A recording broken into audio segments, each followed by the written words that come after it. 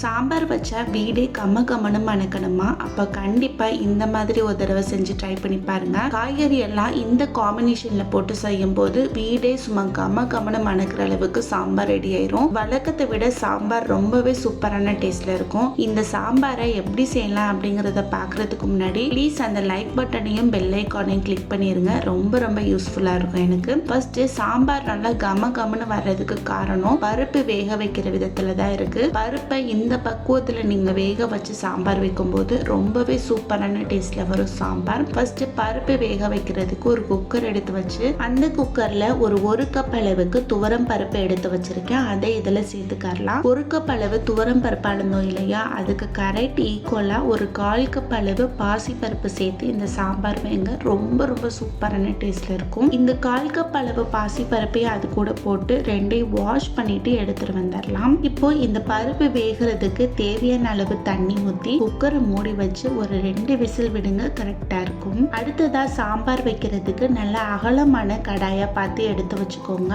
அதுல ஒரு 2 ல இருந்து 3 ஸ்பூன் அளவுக்கு எண்ணெய் சேர்த்துக்கலாம். எண்ணெய் நல்லா காஞ்சதும் இதுல 1 ஸ்பூன் ஜீரகம், 1 ஸ்பூன் கடுகு, 1 ஸ்பூன் உளுந்து, ஒரு 5 to 6 போல மிளகு போட்டுக்கோங்க. ரொம்ப வாசனையா இருக்கும். இது எல்லாத்தையும் போட்டு நல்லா பொரிச்சு விட்டுக்கலாம். இது பொரிஞ்சிட்டு இருக்கும் போதே இது கூடவே கொஞ்சமா பெருங்காயமும் ஒரு கொத்தளவு கிட்ட கருவேப்பிலையும் போட்டு நல்லா பொரிச்சு விட்டுக்கோங்க. ஒரு 2 கிட்ட மீடியம் சைஸ் அளவு பெரிய வெங்காயம் எடுத்து கட் பண்ணி வச்சிருக்கேன். சின்ன வெங்காயம் போட்டு செஞ்சா சூப்பரா இருக்கும். சின்ன வெங்காயம் போட்டீங்கன்னா ஒரு 10 to 15 போல போடுங்க. அடுத்து ஒரு 4 கிட்ட பச்சை மிளகாய் எடுத்து கட் பண்ணி வச்சிருக்கேன். அதையும் இது கூட சேர்த்து வெங்காயத்தோட பச்சை வாசனை எல்லாம் போயிட்டு நல்ல கலர் மாற வரைக்கும் வதக்கி விட்டுக்கலாம். பாருங்க சூப்பரா இது எல்லாமே சேர்ந்து நல்லா வதங்கி வந்துருச்சு. இந்த டைம்ல இதுல ஒரு 3 to 4 போல நல்ல பழுத்த தக்காளி பழமா எடுத்து கட் பண்ணி வச்சிருக்கேன். அதை இதுல சேர்த்துக்கலாம். சாம்பாருக்கு கொஞ்சம் தக்காளி பழம் ஜாஸ்தியா போடணும், அப்பதான் நல்லா இருக்கும். அடுத்ததா அது கூடவே தக்காளி நல்லா வதங்குறதுக்கு தேவையான அளவு உப்பு போட்டுக்கோங்க.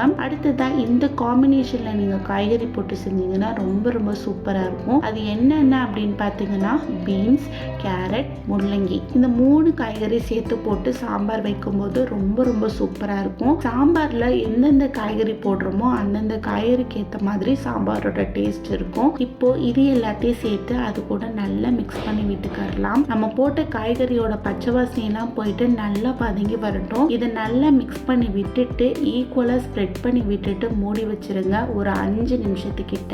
ஒரு 5 நிமிஷம் கழிச்சு ஓபன் பண்ணி பார்த்தீங்கன்னா காயெல்லாம் நல்லா வதங்கி ஒரு 1/4 அளவுக்கு வெந்து வந்திருக்கும். இந்த டைம்ல இதுக்கு தேவையான மசாலா சேர்த்துக்கலாம். ஒரு 1/4 ஸ்பூன் அளவுக்கு மஞ்சள் தூள், 1 ஸ்பூன் ஜீரகத்தூள், 1 ஸ்பூன் அளவுக்கு மிளகாய் தூள், ஒரு 1/2 ஸ்பூன் அளவுக்கு குழம்பு மல்லித்தூள். உங்களுக்கு தேவைன்னா குழம்பு மல்லித்தூள், மிளகாய் தூள் இது ரெண்டுமே போடாம ஒரு 2 ஸ்பூன் அளவுக்கு சாம்பார் தூள் போட்டுக்கோங்க. அதுவுமே சூப்பரா இருக்கும். இப்போ இந்த மசாலாவையும் அது கூட சேர்த்து நல்லா மிக்ஸ் பண்ணி விட்டுட்டு ஒரு சின்ன லெமன் சைஸ் அளவு புளி எடுத்து கரைச்சி வச்சிருக்கேன். அதையும் எடுத்து இதுல ஊத்தி அது கூட சேர்த்து நல்லா மிக்ஸ் பண்ணி விட்டுட்டு மறுபடியும் மூடி வச்சிருங்க. இந்த மசாலா புளி இது எல்லாமே இது கூட நல்லா செட் ஆயிட்டு காயுமே நல்லா வெந்து வரட்டும். ஒரு 5 நிமிஷம் ஆயிடுச்சு. ஓபன் பண்ணி பார்க்கலாம். வாவ், பாருங்க இது எல்லாமே இது கூட சேர்ந்து நல்லா மிக்ஸ் ஆகி வந்துருச்சு. இந்த டைம்ல இது நல்லா மிக்ஸ் பண்ணி விட்டுட்டு நான் வேக வச்சிருக்கிற பருப்பு எடுத்து இதுல போட்டு அது கூட சேர்த்து நல்லா மிக்ஸ் பண்ணி விட்டுக்கலாம்.